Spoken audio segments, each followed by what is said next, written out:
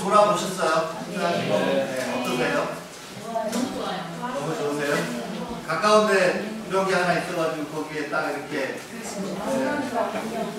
연주하면서 너무 좋으시겠죠? 예. 그래서 오늘 그 보신 에너지를 잘 모으셔가지고 이거는 한 20억 가까이 들었는데요. 가까이라 하셨어요. 처음에 20억이 들었는데 그 이후에 뭐 이렇게 원래 뭐 하루아침에 이게 완전한 게 안 되기 때문에 그 이후에 추가로 옥상도 하고 원래 옥상이 이렇게 되어 있지 않았었거든요. 옥상도 하고 그다음에 계속 중간에 이제 업그레이드 하는 과정에서 좀 들고 또 하자보수도 해야 되고 뭐 이래서 이렇게 저렇게 해서 아마 20억까지는 좀 안 되고 저렇게 한 18, 9억 정도 들었어요. 아이고 고맙습니다. 네. 오늘 뉴스인데 진짜 제가 서천으로 이사를 갔거든요. 그래서 네, 충남 서천. 그래서 어디예요? 네? 어떠냐고요? 네, 나눠드리죠. 제가 22명 왔습니다. 우리가 몇 부 했나요? 25부 했나요?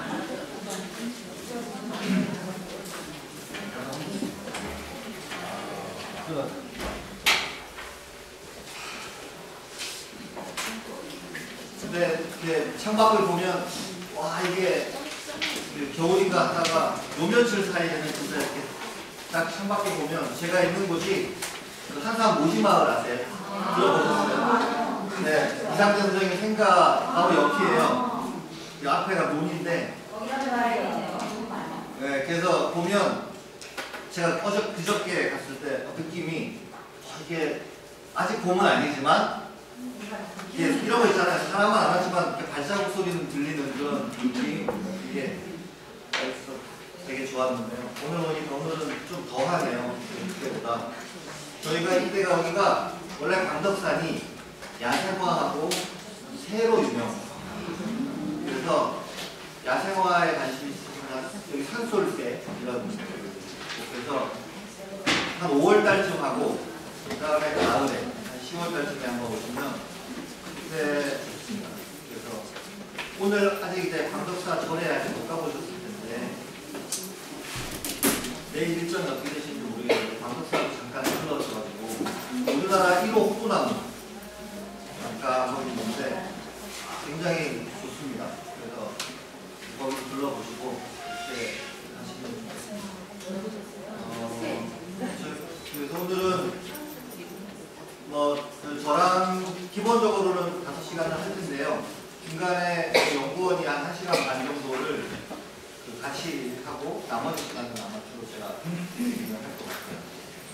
그래서 오늘은 중간에 파워포인트를 쓰기도 하겠지만 파워포인트보다는 이렇게 모둠별로 활동도 하고 제가 강의도 하고 그렇게 하도록 하겠습니다. 혹시 전체적으로 이런 제가 낯익으신 분들은 경력이 꽤 되시는 줄 알겠고 지금 숲해설이나 이런 걸 하신 지가 2년 미만이신 선생님들 한번 손 다 경험이 많으신 분들이시군요. 제가 여기 너무 무겁네요. 자, 그러면 오늘 진행 계획에 대해서 좀 말씀을 드릴게요. 자료를 가지고 우리나라에서 이제 숲해설이라는 게 뭐 나름대로 본격적으로 시작된 게 되게 1928년, 7년 그때 이제 숲해설이라는 이름으로 국민대학교에서 양성과정을 하고 그런 지는 이제 한 15년여 된 거죠. 근데 보통 이제 한 해에 생태 지도자와 관련된 양성과정이 한 250개에서 300개 정도가 전국적으로 진행됩니다. 최근에는 기후변화나 에너지 이런 쪽까지도 확대되면서 그 숫자가 좀 더 늘어난 케이스입니다. 그러다 보니까 전국에서 이런 일종의 자연체험 교육이나 생태 환경 교육을 꽤 관심을 가지고 교육에 참여하셔서 경험이 있으신 오신 분들이 이제 숫자가 꽤 되는 거죠. 근데 늘 이제 좀 아쉬운 거는 그 과정들이 대개가 다 비슷비슷한 초급 과정들이라는 거죠. 그래서 이제 경력이 좀 되신 분들은 뭔가 다음 단계로 발전하고 싶으신데 이제 그럴 기회가 좀 적은 게 늘 어려움이었던 것 같아요. 그래서 오늘은 주로 두 가지의 포인트를 맞춰서 말씀을 드리려고 해요. 하나는 프로그램 개발과 관련된 얘기를 하나 하고, 그 다음에 두 번째는 되게 스페셜이 갖고 있는 한계가 있는데 제일 스페셜이나 이런 걸 하시면서 아쉬운 게 어떤 점이 좀 있으세요? 스페셜 하시다 보면 아 내가 이거에서 좀 더 나가서 이런 걸 좀 하는 게 어떨까? 또는 그런 활동을 계속 하시다가 좀 아쉽거나 답답하시거나 그런 점이 있으시다면 어떤 점이 좀 있으세요?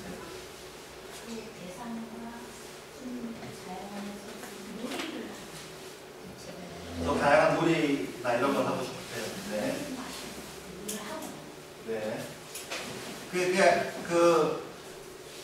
저희도 이제 여기서 여러 가지 자연 놀이를 하는데 선생님들이 하다 보면 해본 애들이 꽤 있어요. 그걸. 그래서 선생님 해봤어요. 그러면 갑자기 당황스러운 거예요. 이게 순간적으로 바꾸기도 그렇고. 그러니까 그만큼 이제 레파토리가 다양하지 못하다. 뭐 그런 측면도 하나 있고. 좀 이제 이 장소에 저희가 이제 광덕산이니까 이 주변의 특징을 살려서 프로그램을 좀 하면 좋은데 그렇다기보다는 이제 잘 알려진 그런 것들을 이제 공통적으로 하는 경향이 하나 있고 또 다른 제 같은 경우는 좀 어떻게 하기 위해서 강의를 좀 많이 내려야 되면은 네. 서편 일렬적으로 다 보이고 하다. 그래요? 예, 네. 그런 걸 많이 느꼈어요.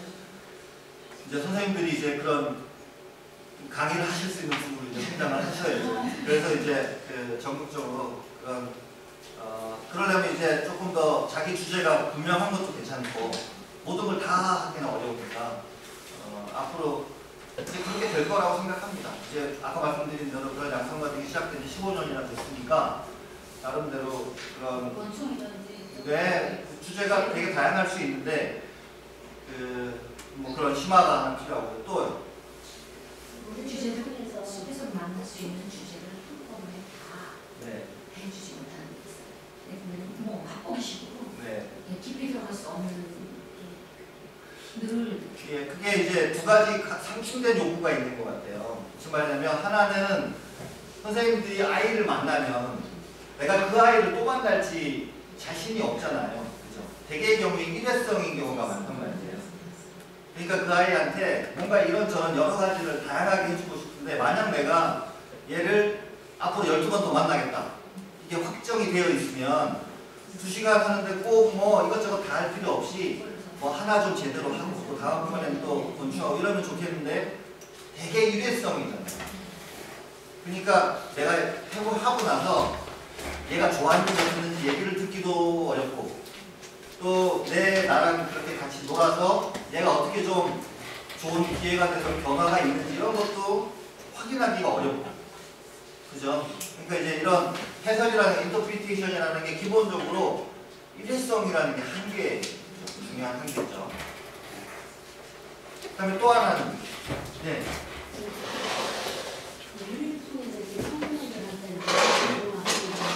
예.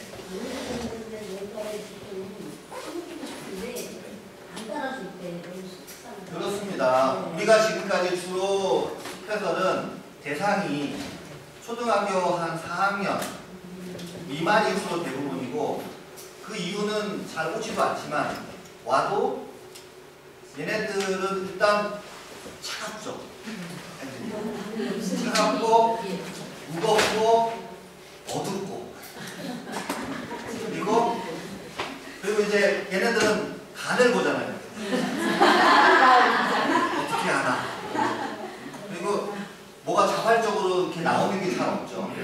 근데 이 중고등학교 아이들의 욕구나 특성을 살린 프로그램 그걸 유치원 애들 하는 놀이를 가지고 중고등학교 애들을 끌어낼 수는 없거든요. 그러니까 대상을 우리가 좀 다양화해야 되는데 어떻게 할 것이냐 오늘 그런 얘기가 좀 있어요. 그런 거 그래서 똑같은 활동처럼 보이지만 그게 유치원에서부터 중학생까지 어떻게 이제 다양한 스펙트럼으로 다르게 할 것인가 그런 얘기. 혹시 또 주실래요? 그러니까 그 교육을 하는 데 있어서는 뭔가 이제 학습이 일어나려면 제일 중요한 건 사실 성찰이에요. 성찰.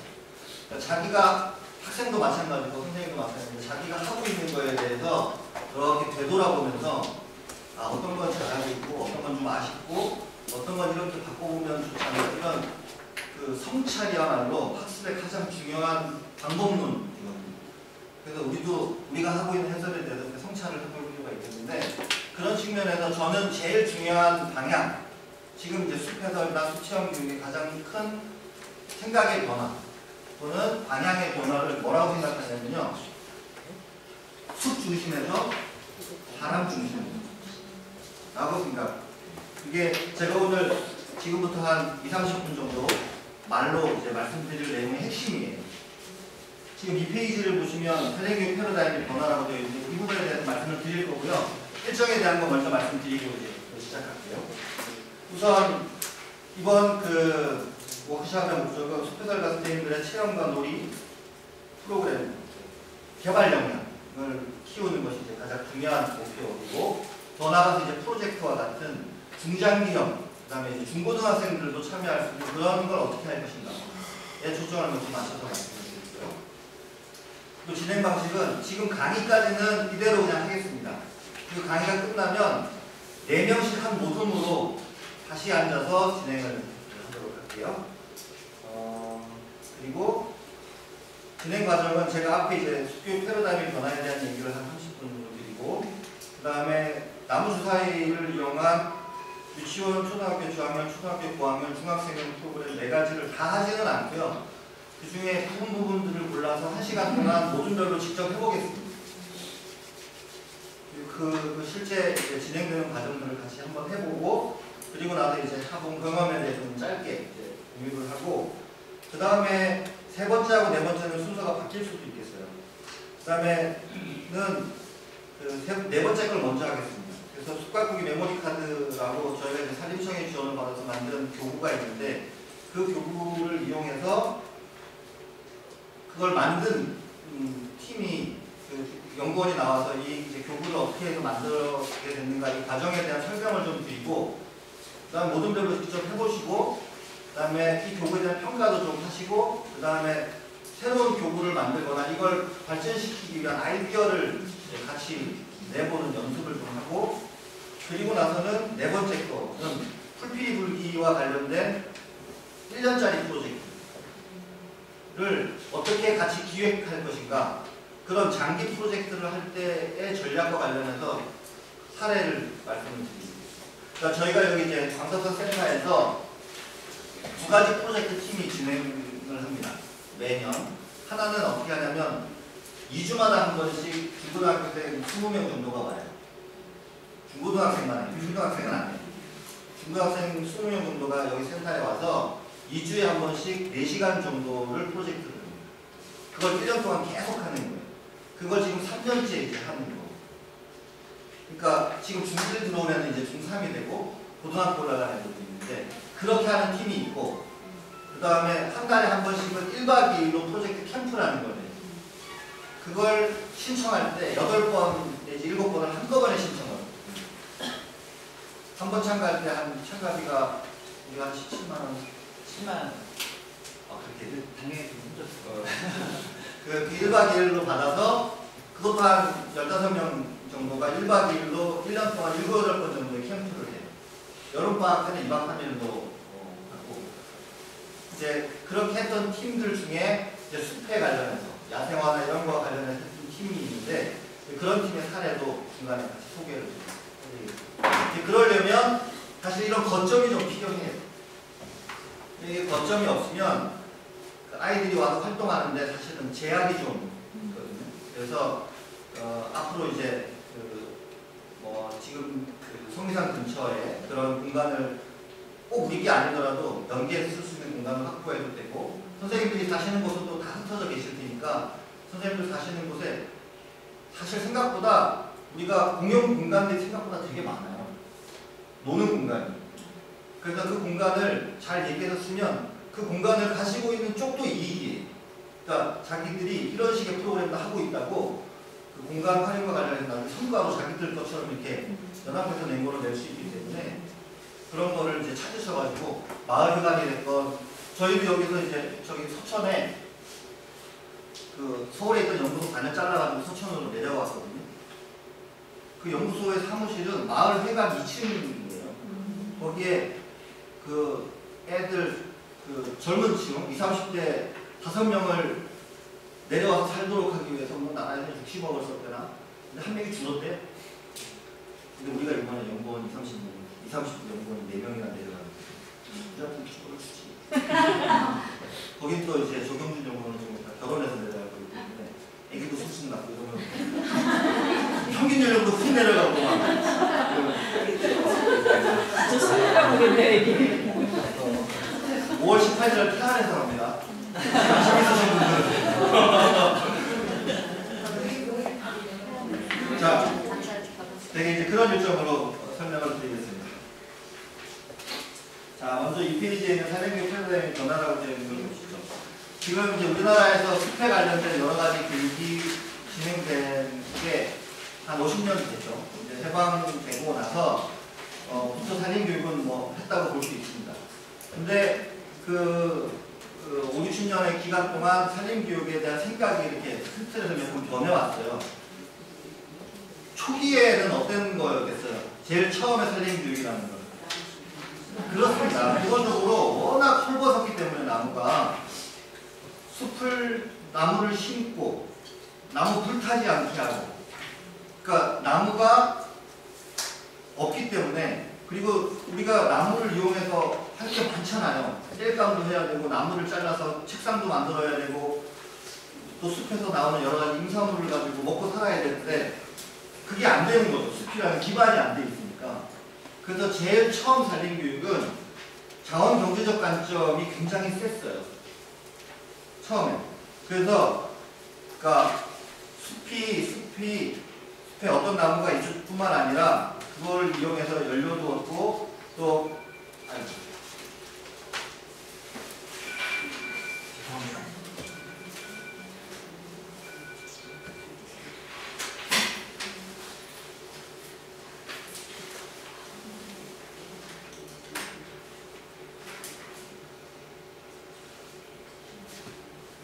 그런 교육, 우리나라에서는 그래서 임학과나 임산자원학과, 산림자원학과 이런 데서 주로 이제 숲이라는 걸 어떤 측면에서 보냐면 자원으로서 보는 숲, 그리고 그와 관련된 일자리, 그 다음에 그걸 통해서 수익을 얻어가지고 먹고 사는 대상으로서의 숲.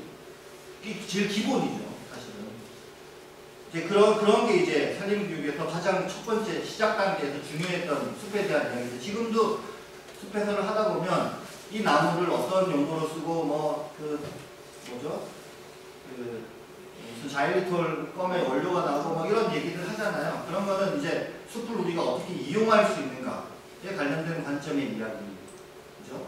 그런 게 산림교육에서 초기 단계의 이야기라면 두 번째 단계는 뭐냐면 1970년대 후반부터 해서 1990년대까지 주로 환경의 변화가 이제 계속 생기면서 숲이 가지고 있는 환경 생태적인 가치.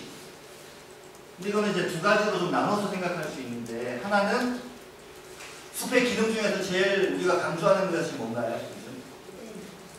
녹색댐 기능.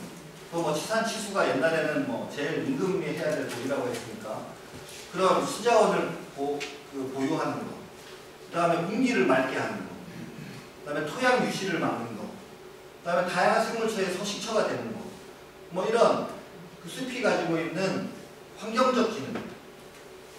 물, 공기, 흙, 생물들을 망라해서. 그 다음에 최근에는 또 중요한 게 뭐냐면 기후변화라는 게 있잖아요. 그렇죠? 기후변화에서 숲이 가지고 있는 기능과 역할이 중요하다는 걸 이제 예전에는 이렇게 얘기 안 했는데 요즘은 숲이 가지고 있는 탄소 흡수 기능을 되게 강조하잖아요. 그리고 요즘 들어서는 또 특히 숲이 예전에는 나무 베서 땔감으로 못 쓰게 했잖아요. 그죠?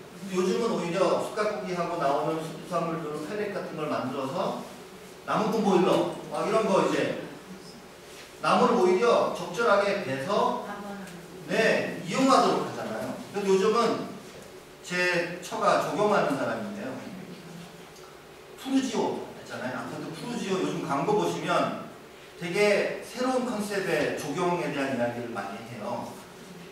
자이브. 근데 거기에 보면 예를 들면 그 아파트 안에 뭘 만드냐면 노치원이라고 유치원하고 노인정을 합쳐놓은 공간들하고 그 다음에 목공소 같은 게 들어가요. 유치원에 아예 그러니까 아파트 단지 안에.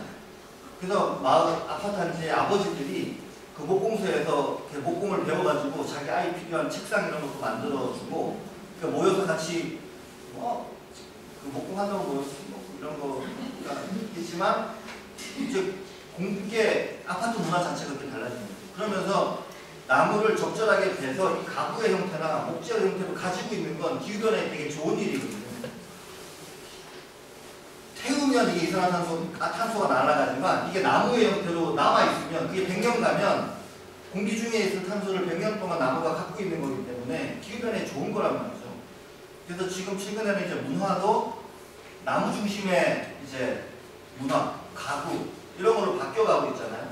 그런 것처럼 이제 나무가 중요한 에너지원으로서 또 나무뿐만 아니라 뭐 유체나 이런 것처럼 바이오 디젤 이런 것까지 포함하면 숲이 가지고 있는 아까 말씀 환경적 가치나 기후변화, 에너지, 이런 측면의 가치 이런 것들에 대한 게 되게 중요한 환경 산림교육에도 중요한 테마죠.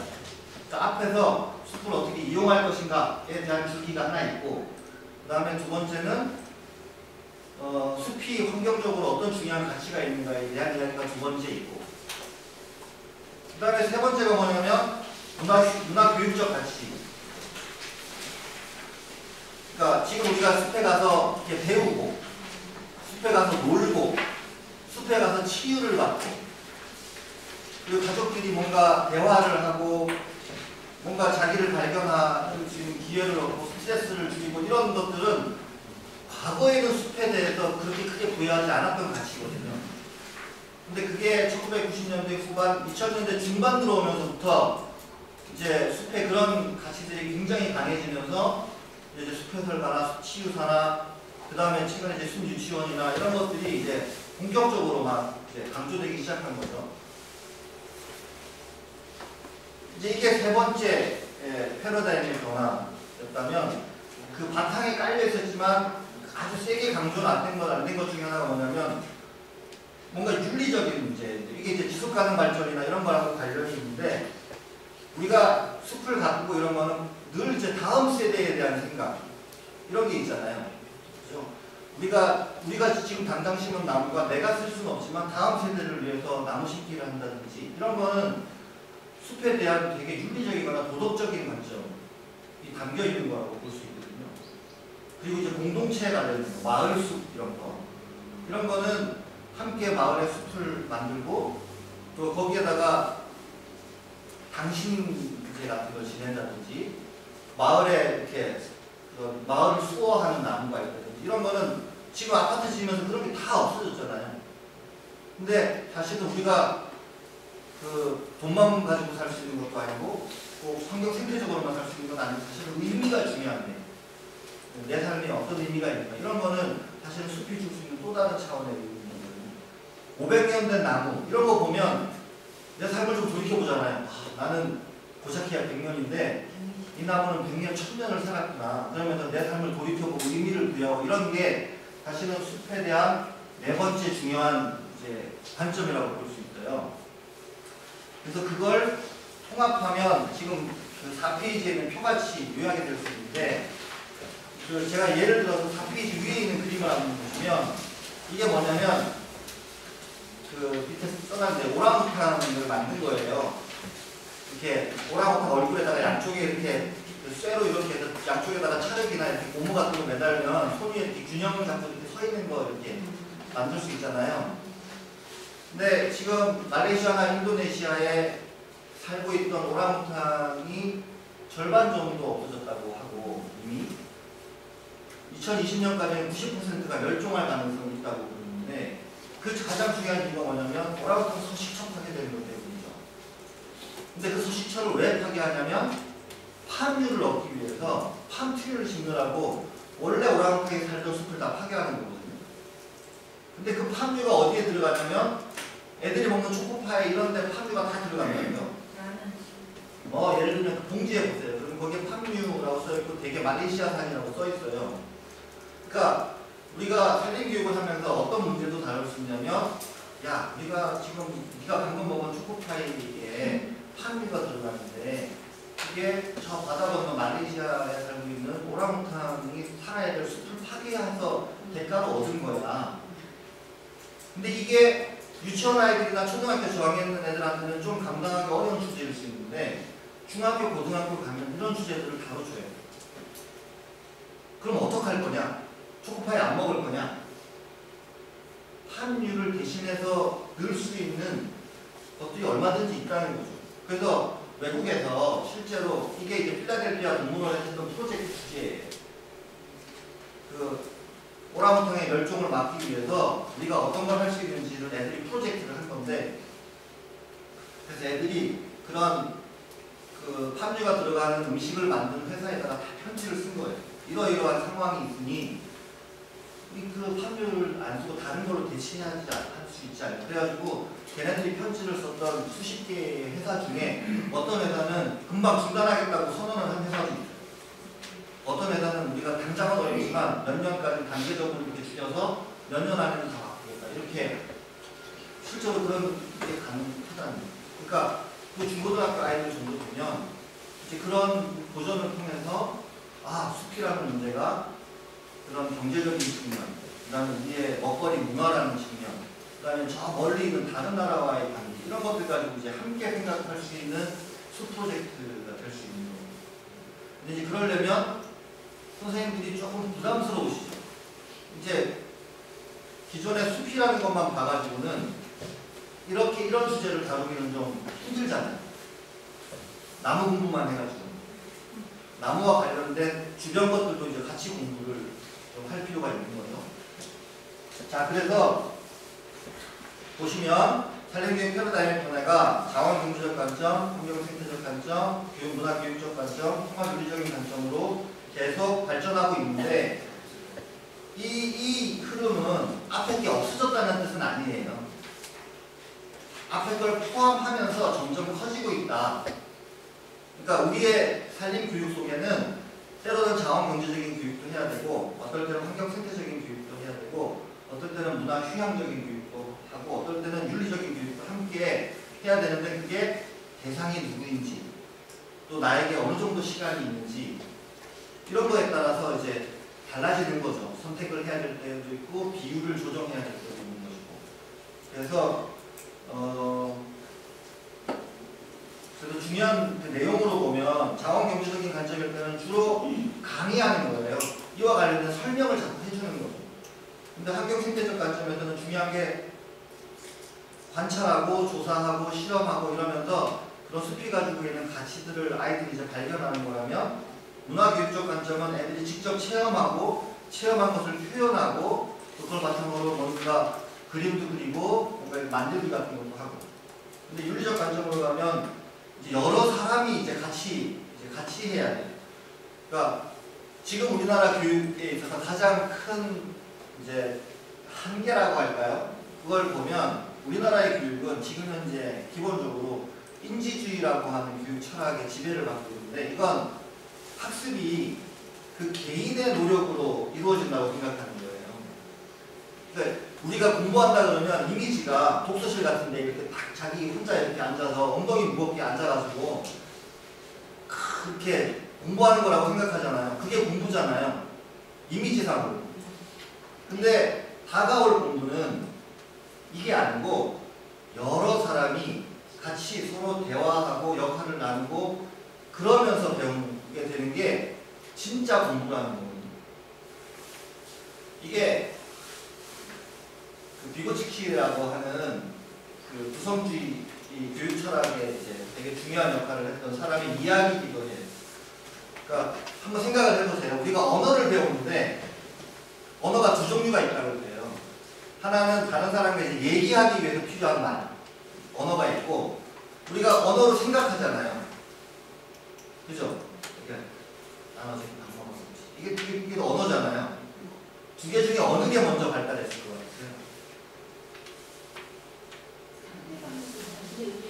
다른 사람과 대화하는 게 먼저 발달했을까요? 아니면 그 아이가 먼저 이렇게 얘기할 수 있는 언어를 발달시키고 그 다음에 다른 사람과 대화하는 것을 통해서 두 번째 상호작용적인 언어가 발달했을까요? 먼저 대화를 했겠죠. 당연히 생각을 해보세요. 아이가 엄마랑 계속 엄마, 맘마 막 이러면서 엄마가 계속 얘기하는 걸 들으면서 언어가 발달한 뒤에 그걸 바탕으로 해서 생각을 하는 거잖아요. 그렇게 해서 발달한 언어를 가지고. 그죠? 그러니까 학습이라는 건 내가 뭔가를 미리 다음에 알게 된 다음에 대화를 하고 이런 게 아니고 대화를 하는 과정이 먼저 학습이 있어서 중요한 과정이라는 거예요. 근데 지금 우리는 애들을 다 개별적으로 공부를 하게 시키잖아요. 그죠? 그러니까 중요한 건 서로 이렇게 상호작용을 하는 과정 속에서 사람들은 훨씬 더 잘 배운다는 거예요. 그게 뇌과학에서도 그렇게 얘기하고 교육철학적으로도 그렇게 얘기하고 그 뭐 여러 가지 이론들이 있지만 최근에 공통적인 건 애들을 그렇게 경주마처럼 이렇게 앞만 보게 하고 혼자 달리게 해서는 좋은 공부가 안 된다는 거예요. 그러니까 앞으로의 달림 교육은 프로그램도 뭔가 이렇게 아이들이 같이 뭔가 함께 할 수 있도록 생각을 하는 게 되게 중요해요. 근데 그건 아이들끼리만 하는 게 아니라 선생님과 아이들, 아이들과 아이들끼리, 선생님과 선생님, 또 아이들이 마을 주민들이랑 나무꾼이랑 뭐 이렇게 되게 여러 다양한 사람들과 이야기하는 과정에서 자기가 듣고 온 걸 또 전달해주고 이런 과정에서 발달하는 거죠. 이 말씀 나온 김에 조금만 더 이어가자면 이번에 저희가 철원에서 프로젝트 캠프를 했어요. 1월 말부터 2월 초까지. 근데 그 중에 프로젝트 한 팀이 한 게 뭐냐면 기억의 가치라는 프로젝트입니다. 그 기억의 가치라는 프로젝트는 뭐냐면 거기 살고 계신 노인분들 두 사람의 자서전을 써드리는 거예요. 아이들이 인터뷰를 해가지고. 그러니까 아이들이 이제 가서 2시간 이렇게 인터뷰를 하고 와서 그걸 싹 녹취를 해요. 이렇게 이어폰으로 들으면서 사투리 못 알아듣는 것도 나오고 막 얘네들이 그러니까 쌕쌕이 옛날 전투기 있잖아요. 그런 말로 이렇게 쌕쌕이가 뭔가 그러니까 모르는 용어들도 나오고 막 그러니까 해서 그걸 이제 다 녹취를 하고 그걸 애들이 처음만 읽어요. 읽으면서 자기들끼리 또 얘기를 하는 거죠. 그러니까 이분에게 있어서 정말 삶에 중요했던 시간들이 언제인가 그분의 이야기를 이렇게 다 정리를 하면서 그리고 이분에게 중요했던 시기들을 이렇게 몇 개로 나누고 그리고 키워드를 뽑고 그러면서도 이해가 안 되면 또 이제 가서 또 여쭤보고 그리고 보충 설명을 듣고 또 와서 이제 그걸 정리를 하고 그러면서 40년 동안 두루미랑 같이 살았던 분에게 두루미는 어떤 의미였는가 그것도 민통선이라는 곳에서 살았던 사람이에요. 근데 그걸 자기들 나름대로 이제 해석하려고 하고 이해하려고 하고 그리고는 이제 자서전을 예쁘게 만들어가지고 그분의 이야기가 잘 드러나는 그래서 그걸 증정식을 했는데 이제 그 과정은 마을 주민 근데 이제 걔네들이 처음에는 너무 어려워했어요. 이게 뭘 하는 건가 도대체. 근데 이제 다 끝나고 나서 발표를 할 때 보니까 애들이 지금까지 해온 공부는 주로 정답을 찾는 공부였지만 이건 정답이 있는 건 아닌데 그 노인분이랑 그 노인분의 일생에 대한 이야기를 계속 들으면서 그분도 이제 이야기를 하시면서 본인의 당신의 삶을 이렇게 자꾸 되돌아볼 수 있는 이제 기회가 생긴 거죠. 그리고 우리나라에서 80 되신 분의 이야기를 15살, 6살짜리 대설명이 가서 귀를 쫑긋 세우고 들어드릴 수 있는 기회가 얼마나 있겠어요. 그러니까 그분들은 그 얘기를 하는 과정 자체가 치유인 거죠. 네. 너무 좋아하시는 거예요. 그러니까 만약에 우리가 숲에서 평생을 사신 분이 있다면 중고등학생들은 그런 프로젝트를 해요. 그분에게 정말 숲이라는 건 어떤 의미인가 중에 뭐 산불나서 하나 틀어먹은 적도 있을 거고 얼마나 우여곡절이 많겠어요. 그죠? 그러면서 아이들은 저희가 생각하는 것보다 훨씬 더 다양하고 많은 의미를 얻는 거예요. 애들이.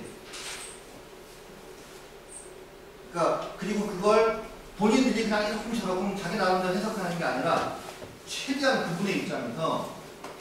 상황들을 이해해 보려고 하는데 제가 방금 나중에 혹시 시간이 되면 제가 그 걔네 팀이 발표했던 동영상을 보여드릴게요. 그 발표했던 팀들 동영상이 다 인터넷에 올라가 있는데 지금 어떻게 보여드릴게요. 자, 그래서 새로운 살림교육의 방향은 제 생각에 살림 중심에서 사람 중심으로 가는 것이 필요한 것 같다라는 것입니다. 5페이지인데요. 현재 진행되고 있는 살림교육을 살림 중심의 살림교육과 사람 중심의 살림교육으로 구분을 해본다면 살림 중심의 살림교육이란 우리가 교육을 통해서 도달하고자 하는 끝점에 뭐가 있냐면 숲이 있는 거예요. 산불 예방 교육은 그 교육을 통해서 뭘 하자는 거예요? 숲이 불타지 않게 지키자는 거죠. 그 끝점에 숲이 있는 거예요. 숲과 숲이 교육은 뭘 향한 거예요? 숲을 향한 거죠. 황폐화된 숲을 복원하고 건강하게 가꾸기 위한 것이잖아요. 그러면 이제 질문은 뭐냐면 그 교육 프로그램에 참여했던 애들에게는 이게 무슨 의미냐? 그러니까 산림교육을 통해서 숲도 건강해지고 숲도 다양해지고 헐벗었던 숲은 다시 나무로 풍성해지고 그랬다면 만약에 내가 왜 그런 게 중요한지도 모르겠고 그냥 동원돼가지고 친구들랑 그냥 하라니까 가가지고 나무 심었던 아이에게는 그게 무슨 의미냐 도대체 그런 질문이 가능하지 않겠어요? 근데 이제 처음에 살림 자원 경제 교육에서 환경 생태 교육까지는 숲이 가지고 있는 가치나 기능이 되게 중요하니까 살림 중심의 교육이 중요해요. 근데 이제 숲은 거의 다 이제 가꾸어졌고 지금에 있어서 중요한 질문은 뭐냐면 문화나 치유 교육이라는 건 사람에 대한 이야기잖아요. 그죠? 내가 하는 체험 프로그램이나 놀이가 이 아이에게 어떤 의미, 이 아이에게 어떤 좋은 경험이 되고 어떤 좋은 변화를 끌어낼 수 있는 에너지가 될 것인가. 이게 제일 중요한 질문이에요. 그래서 이번에 만들어진 산림교육 종합계획의 앞에 부분과 방향을 제가 제안을 했는데 산림청에서 그걸 다 홀라당 받지는 않았어요. 반쯤만 받았는데 그 핵심도 지금 말씀드리려고 하는 메시지랑 비슷해요. 과거에는 산림청 사람들은 아직도 산림교육 해가지고 숲이 어떻게 되기에 관심이 많은 거예요. 근데 이제 관점은 숲을 통해서 사람이 어떻게 되느냐가 더 중요한 거예요. 이제 그러려면 뭐가 중요하냐면 우선 사람에 대한 이해가 좀 많아야 되겠죠. 과거에는 숲이 중심이다 보니까 숲해설과 교육에서 많은 내용이 뭐에 대한 거였냐면 숲에 대한 걸 공부하는 거예요. 그죠? 숲에 어떤 나무가 살고 어떤 곤충이 살고 어떤 새가 살고 토양이 어떻고 이런 거 배우는데 많은 시간을 보냈잖아요. 그 중에 한 5분의 1이나 10분의 1층밖에 안 했다고. 사람에 대한 공부는. 사람에 대한 공부도 주로 커뮤니케이션이나 해설 기법이나 이런 게 많았지 사람이 어떤가. 유치원 영유아에서부터 초중고등학교를 거치고 성인이 되고 또 요즘은 평생교육 차원에서 이제 노인분들에 대한 것이 굉장히 중요한데 그런 분들이 실제로 어떻게 학습하고 어떻게 소통하고 이런 데 대해서 배운 시간은 적었단 말이죠. 그리고 두 번째는 내가 했는데 그게 어떤 변화가 있는지 모니터링을 한 적이 별로 없어요. 얘가 행복해졌는지 얘가 스트레스가 풀렸는지 진로가 좀 보였는지 뭔가 나 자신에 대해서 되게 긍정적인 태도를 갖게 됐는지 도대체 내가 했던 수치원 프로그램이나 숲놀이가 도대체 무슨 역할을 한 건가 그 사람에게 궁금하잖아요. 근데 지금까지는 사실 일회성 교육이 많았기 때문에 그 한 번의 교육으로 사람이 바뀔 것 같으면 세상에 문제가 어디 있겠습니까? 근데 오히려 사람은 잘 안 바뀌기 때문에 문제가 덜한지도 몰라요. 너무 많이 금방금방 바꾸면 우리 의사가 되게 불안할 텐데 그러니까 이제 앞으로는 가급적 같은 아이들을 조금 꾸준하게 같이 만나고 그리고 내가 한 교육을 통해서 그 아이가 변하는 걸 관심을 가지고 계속 지켜보고 그리고 그런 변화를 발견할 수 있는 눈을 가지고 제가 그 여기 얼마 안 되는 곳에 거살초등학교라는 곳에서 초등학교 선생님들이랑 같이 이제 제가 가끔 수업이 예전 강의 때 말씀드렸는데 그 학교가 본교였다가 학생 수가 계속 줄어들어가지고 38명까지 떨어져서 분교가 됐어요. 근데 이제 학교 통폐합 정책으로 이게 이제 폐교가 되기 직전이었는데 자간학교 살리기 모임이라고 있습니다. 전국에 네트워크인데 거기서 그 학교를 골랐어요. 여러 개 후보 학교들을 보다가 그 학교에 한 80명 정도를 전학을 시켰어요. 자기 애들 뭐 아는 사람 애들 막 이렇게 해가지고 그래서 학교를 120명으로 늘리고 그리고 그 학교에서 이제 새로운 생태 교육을 하고 그 학교가 다시 본교가 됐어요. 우리나라에 2개, 3개 정도 있어요. 그런 학교가 지금. 근데 지금도 120명을 넘기지 않아요. 한 학년에 한 학급밖에 없고 한 학년에 20명 정도인데 이제 그 학교에서 선생님들이랑 이제 같이 이제 프로그램 짜고 생태 교육을 어떻게 할 것인가에 대한 걸 막 할 때 저로서는 사실은 그게 쉽지 않은 거예요. 학교에서 한 50분 가야 되지. 그렇다고 뭐 제가 무슨 돈 받고 가는 것도 아니지. 그러니까 이게 되게 힘든 일일 수도 있는데 전 전혀 힘들지가 않았어요. 왜냐하면 가면 선생님들이 저한테 어떤 얘기를 많이 해주냐면 그 중에 2분의 선생님은 특히 그런 능력이 정말 탁월하셨어요. 제가 내 아이가 이런 선생님을 만나면 얼마나 좋을까 이런 생각했는데 저한테 이제 그런 얘기를 들려주시는 거예요. 어떤 아이가 우리가 1학년은 야생화, 우리나라 토종 야생화를 바꾸는 게 그 1학년 프로젝트예요. 근데 그 어떤 아이가 가을이 돼서 야생화에 이제 열매가 열렸는데 그 씨앗을 집에 가져가가지고 집에 심고 싶은 거예요. 자기가 심었으니까. 그래서 그걸 이렇게 땄는데 친구한테 걸린 거예요. 그래서 너는 거기 학교에 있는 건데 그걸 왜 가져가냐.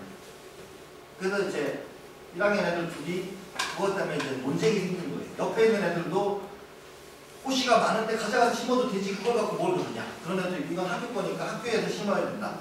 이것도 지금 하단에 떨어져야 내년에 또 나지 않냐. 뭐 이런 그걸 선생님이 이렇게 보고 듣고 또 애들이랑 수업 시간에 그걸 가지고 와서 토론하고 그런 얘기를 이제 저한테 하나씩 얘기를 해주시는 거예요.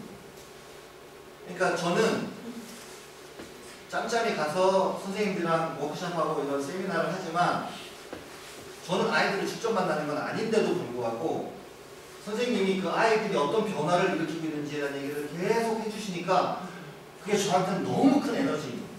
그런 얘기를 듣고 오면 돌아오는 길이 완전히 에너지로 완전 평소 때 방전돼가지고 이러고 있다가 그렇게만 딱 가면 애들이 키운 고구마 몇 개 하고 막 내가 이재미로 선생하지 막 이런 느낌이 확 들면서 그 에너지로 사실 평생 선생할 수 있다고 그래요. 어른 선생님들 이렇게 경험이 많은 선생님들 얘기해서.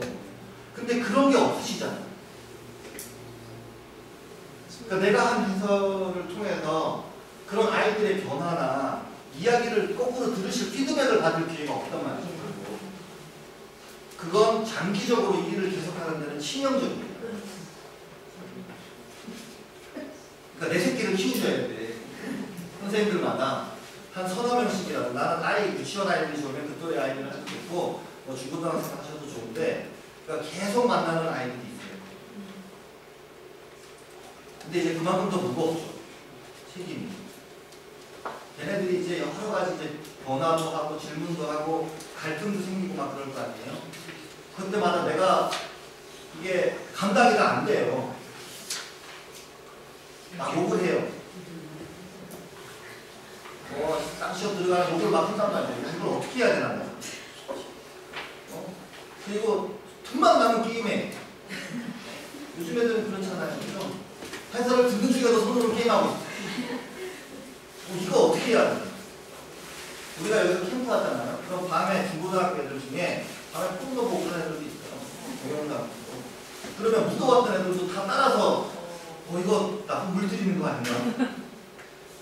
어떻게 해야 되나? 그 선생님들끼리 특히 우리끼리 막 그런 회의를 많이 해. 프로젝트 캠프를 하다 보면 이제 그런 연습이 계속 필요해요.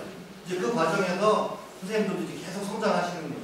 왜 학년들이 야간으로 초등학교, 요즘은 초등학교 5학년, 6학년이면 거의 다 약간 보신다고 봐야 돼. 90%. 지식 끝나요. 그런데 제가 진짜 이번에 감동적이었던 경험을 왜요?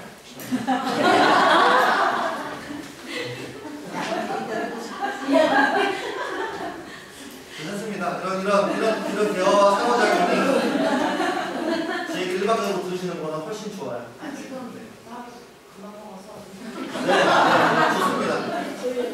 근데 이제 이번에 캠프에 갔던 23명의 아이들 중에 한 제 생각에 10명은 게임 중독이거나 반게임 중독인 아이들입니다. 우리나라 중고등학생은 제 생각에 절반은 게임 중독이라고 저는 생각할 정도인데 그 중에 그래서 어떤 애는 저희가 첫날 캠프를 갔을 때 밤을 꼴딱 샜어요. 그 자세한 상황은 말씀드리기 어렵지만 밤을 샜어요. 못하게 하려고. 아니 저희가 이제 애들한테 캠프의 규칙을 정하게 해요. 얘네가 게임의 규칙을 정해. 몇 시까지는 뭐 자야 되고 뭐 게임은 언제 할 수 있고 이런 걸 아이들한테 정하게 하는데 잘 안 지켜져요. 규칙도 새벽 3시까지 할 수 있다만 이렇게 정하고 그래서 근데 그래서 첫날 밤 새고 그러니까 낮에 활동이 되겠어요? 모든 활동하면 졸고 저녁 먹고 나서 바닥에 엎드려서 자야 되고 얘도 이제 이렇게는 안 되는구나 그런 생각을 좀 하죠. 한 3시까지만 하고 자. 근데 그랬던 애가 마지막 날 발표하기 전날 작업을 하면서 얘가 뭐라 그러냐면 선생님 걔가 실제로 한 일은 뭐냐면 두루미는 거기는 이제 철원 철새캠프 제일 중요한 점은 두루미예요. 저희가 조사하는 거. 두루미는 엄마 아빠가 있고 새끼가 2마리가 보통 알을 2개를 낳기 때문에 그죠? 알을 2개 낳아서 아이를 안 잃어버릴 수 있는 4마리가 가족인 게 기본이에요. 3마리인 경우도 있죠. 중간에 두루미는 새끼를 따로 데리고 가요. 한꺼번에 있으니까. 그럴 정도로 심혈을 기울여서 키워요. 근데 데리고 왔잖아요. 2마리를. 그럼 이 가족이 밥을 먹잖아요. 그러면 얘네들은 한 400m 안으로만 들어가면 뜨거든요. 보통. 되게 민감한 겁니다. 그러니까 계속 누군가는 감시를 해야 되는 거예요. 누가 다가오지 않는. 덩치가 크니까 도약하는 데 시간이 많이 걸려요. 뜨다가 잡힌다고. 사기나 이런 거. 그러니까 계속 경계를 해요. 경계하다 보면 못 먹잖아요. 그러니까 이제 가족 중에서 누가 엄마, 아빠, 아이 둘을 대충 구분할 수 있거든요. 아이 둘은 여기가 노랗기 때문에 구분할 수 있고 엄마, 아빠는 엄밀하게 구분하기 어렵지만 덩치 큰 사람이 제가 아빠라고 보통 구분은 해요. 그래서 구분을 해보면 엄마, 아빠, 아이 둘이 먹이 시간하고 감시 시간이 완전히 달라져요. 감시 시간을 엄마, 아빠들이 훨씬 더 많이 먹고 애들은 주구장창 먹어요. 먹어도 2,000km를 다시 날아가야 됩니다. 에너지를 중요해야 됩니다. 그리고 엄마, 아빠 중에서도 아빠가 더 감시 시간을 많이 먹어요. 그걸 동영상을 가족 단위로 3분씩 다 촬영을 해가지고 그걸 초 단위로 다 계산을 해서 엄마, 아빠 중에서 누가 많이 먹는지를 분석한 걸 걔가 한 거예요. 근데 그게 딱 끝나고 얘가 뭐라고 해요? 선생님 이게 게임보다 훨씬 재밌어요. 그리고는 실제로 우리가 분석하고 그러는 동안은 게임을 전혀 안 했어요. 그러니까 저는 그러면서 느꼈어요. 애들한테 게임을 못하게 하는 방법은 게임보다 더 재밌는 걸 주는 거지 게임을 못하게 하는 게 아니라 포르노도 마찬가지예요. 지금 초등학교 5학년 6학년 애들은 포르노 다 봐요. 그걸 못 보게 할 수는 없어요. 대신에 그건 현실이 아니다. 그건 사람들을 자극하기 위해서 일부러 그렇게 만든 것이라서 네가 현실과 구분하지 못하면 안 된다. 이런 데 대한 교육이 필요하고 그 게임도 마찬가지입니다. 그래서 어쨌든 숲에 대한 교육이 그냥 숲 자체를 향하거나 숲 자체에 대한 설명이 아니라 이제는 내가 말하고 있는 그 사람, 그 아이에게 이게 어떤 의미인가 그리고 그걸 대충 아는 게 아니고 가급적이면 여러 가지 관점에서 봐야 돼요. 내가 자가 어떤 대상에 좀 이따 하겠지만 어떤 대상을 이해하려고 하는데 가진 게 자밖에 없어요. 그러면 나는 이 대상을 계속 길이만 재는 거예요. 평가를. 어떤 거는 무게가 중요한 것일 수도 있고 어떤 건 색깔이 중요한 것일 수도 있고 어떤 거는 표면적인 까실까실하나 매끌매끌하나 이게 중요할 수도 있는데 내가 평가 도구가 자밖에 없으면 계속 길이만 재면서 길이 짧다고 얘를 되게 뭔가 의미 없는 것처럼, 변화가 없는 것처럼 말할 수도 있거든요. 그렇게 얘기하면 안 되잖아요. 그러니까 제가 아까 초등학교 선생님에 대한 말씀을 드린 건 그 선생님이 그 아이의 아주 작은 변화들을 정말 정교하면서도 여러 가지 자로 저울과 자와 뭐 이런 걸로 해서 그때그때 얘기를 해주는, 그걸 보실 수 있는 분이 있다는 거예요. 그 선생님이. 그러니까 우리도 그런 눈을 가져요. 그런 게 보이면 그건 아이에게도 좋은 일이지만 우리 자신에게 되게 좋은 일이에요. 그런 변화를 읽어낸다는 거예요. 근데 그게 하루아침에는 안 돼요. 그러니까 여러 사람이, 그래서 선생님들도 같이 모둠으로 활동을 하시는 게 좋고, 같은 걸 하더라도 다른 사람이 하는 걸 옆에서 이렇게 지켜봐주고, 그럼 또 얘기해주고, 그러면서 계속 그런 얘기를 하시는 게 필요해요. 그래서 저희가 캠프하면 맨날 계시잖아요. 그날 했던 프로그램에 대해서 그날 나타났던 애들 중에서 중요한 의미 있는 행동을 보인 아이들에 대해 얘기하느라고. 그래서 선생님들이 캠프를 2번은 못한다. 겨울방학에. 한 번만, 5박 6일 한 번만 전화 3번 했으면 좋겠네요.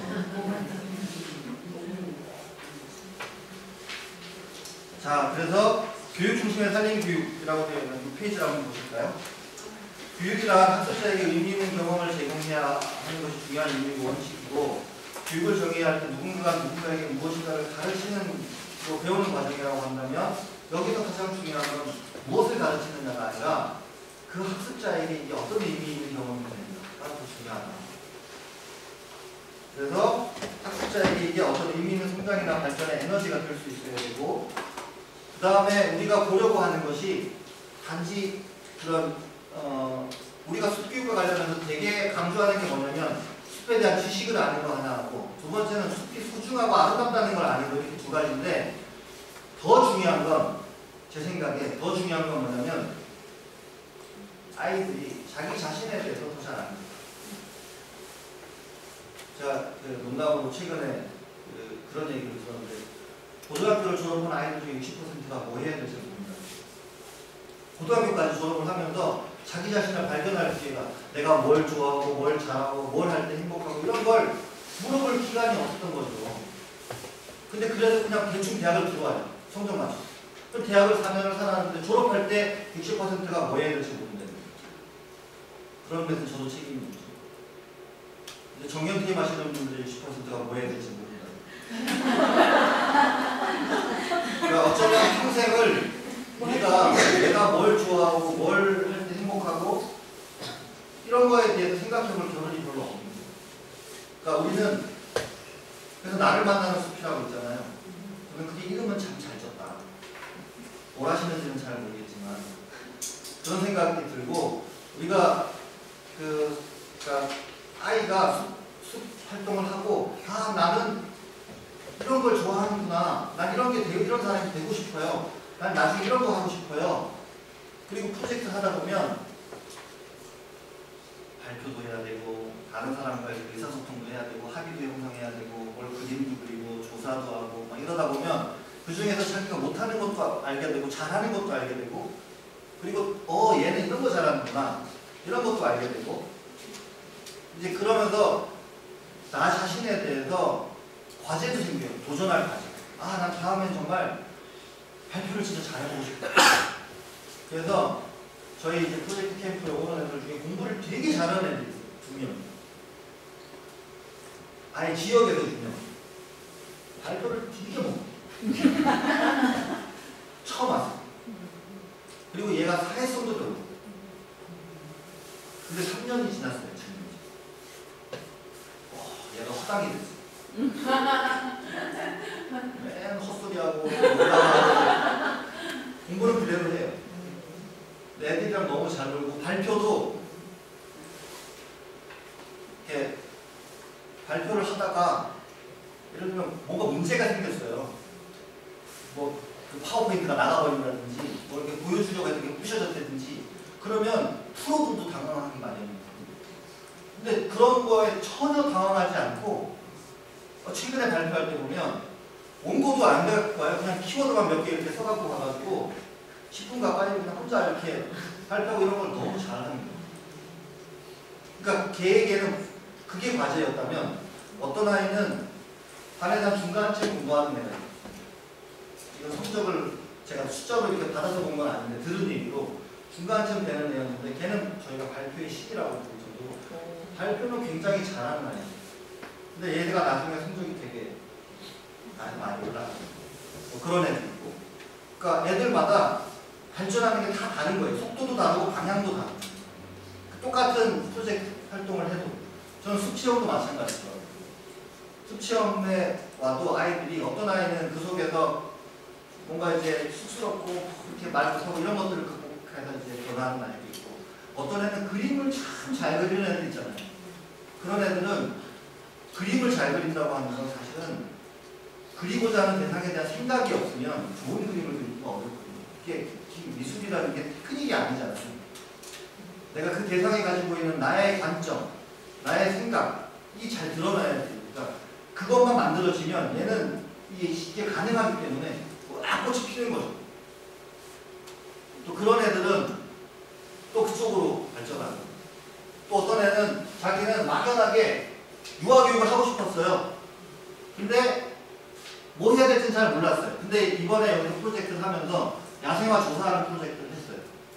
그래서 야생화를 봄부터 조사해가지고 꽃무늬 만들고 막 이렇게 분류하고 이런 작업을 막 해서 그걸 가지고 이제 뭘 만들까 그러다가 유치원 아이들을 대상으로 한 동화책들을 이렇게 보니까 동화책들이 다 슬픈 거예요. 다 비극으로 끝난 거예요. 그리고 거기에 등장하는 야생화가 야생화의 특징을 반영하고 있지 않은 거예요. 전혀 그냥 작가가 지 생각대로 그냥 쓴 거. 그러니까 얘가 이게 아니다 이거. 그래서 두 가지 방향에서 변화를 주고 싶다. 애들이 읽는 동화책에 하나는 좀 해피엔딩으로 뭔가 긍정적인 방향의 동화를 쓰고 그러면서 정말 야생화 가지고 있는 특징을 살려서 동화를 쓰고 그래서 그걸 쓰고 시나리오를 그걸 진짜로 그걸 하기 위한 동화 구현하기 위한 이 구현판을 만들고 그래서 유치원에 가가지고 애들한테 시연하고 그러면서 밤을 꼴딱 샌 거죠. 며칠. 그러면서 부모님한테 그랬다는 거예요. 아, 나 유아 교육을 하고 싶다 이런 생각만 했었는데 내가 잘할 것 같은데 내가 이렇게 잘하는 줄 몰랐어요. 막 이렇게 동화 구현하기 위한 인형 만들고 이러면서 자기가 정말 이걸 좋아하고 잘할 수 있겠구나 그런 생각을 한 거죠.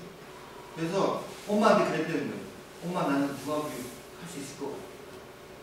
그래서 이제 그 어머니가 우리 저 생태 안내자분 한 분이신데 교수님이 얘기했잖아 앞에서 프로젝트라는 게 그렇게 자기를 발견해가는 과정이라고 그래서 저한테 그렇게 얘기를 들려주셨어요.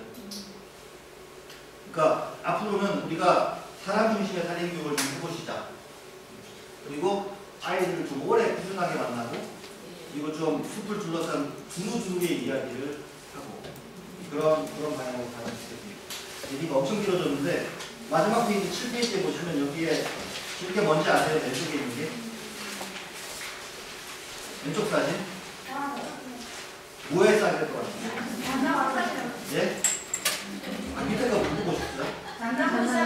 예, 자세에서 싸게 난 거예요. 보셨어요? 예. 보신 분 있으세요? 네. 저는 처음 봤어요. 모자 쓰고 있는 자켓. 오, 태화상가고. 네, 그 까져가. 예, 조 뒷산에서 이런 봄에 아이들이랑 조사하다가 그 뿌리를 간 내린 잣을 5개 정도 찾았어요. 그래서 각자 하나씩 나눠 가지고 심었는데 얘는 진짜 이렇게 자랐어요. 잣이. 그래서 정말 잣이 얼마나 딱딱해요. 그게 청소년이에요. 아, 청소년은 예전에는 3살 버릇 여든 간다고 3살 무렵이 뇌가 제일 급변한다고 그랬거든요. 과학자, 뇌과학자. 근데 지금은 아니에요. 지금은 10살, 11살, 12살이 3살 때보다 더 많이 변한다고 양적으로나 질적으로 그런 주장들이 많아요. 그러니까 내가 급격하게 변해야 되기 때문에 나를 보호하기 위한 막을 세게 만들 수밖에 없어요. 똑같아. 번데기가 애벌레에서 나비 되기 전에 고치를 만들잖아요. 왜냐하면 고치를 잘라보셨어요? 그럼 안에가 어때요? 안에가 죽처럼 돼 있어요. 죽. 애벌레가 나비 되기 딱딱한 고치 되기 전에 자르면 죽으니까 안 되지만 자르면 애벌레가 죽처럼 된다고요. 그래야지 나비도 변할 거 아니에요. 그 애벌레 형태를 유지해가지고는 나비가 안 되잖아요. 그러니까 완전히 이렇게 다 뭉개져요. 그러니까 외부에 조금만 뭔가 변화가 있을 때 얘가 살아남을 수가 없어요. 네. 그러니까 고치를 이렇게 딱딱하게 만들어야 되는 거예요. 자기를 지키기 위해서. 똑같아요, 청소년들도. 급변하고 있기 때문에 자기가 외부의 자극으로부터 자기가 지키기 위해서 틱틱거리고 어둡고 무겁고 맛없는 거죠. 그렇지만 안에서 그런 변화가 일어나고 있고 그 에너지로 그 잣을 딱딱한 잣을 깨고 그 연약한 씨앗이 뚫고 나오잖아요. 청소년들도 똑같거든요. 조금만 분위기가 갖춰지면 못 말립니다. 얘네들은. 그리고 이 걔네들끼리의 상호작용이나 이런 것들은 정말 대단한 힘을 또 가지고 있고 감동하실 거예요. 그건 초등학생이나 유치원 애들로부터는 경험하기 어려워. 굉장한 또 에너지 있습니다. 자, 그래서 얘기가 좀 길어지긴 했는데요. 여기까지 하고 제가 좀 늦게 시작했으니까 5분만 쉬었다가 10분 쉬었다가 10분 넘어가도록 해보겠습니다. 10분 쉬시죠.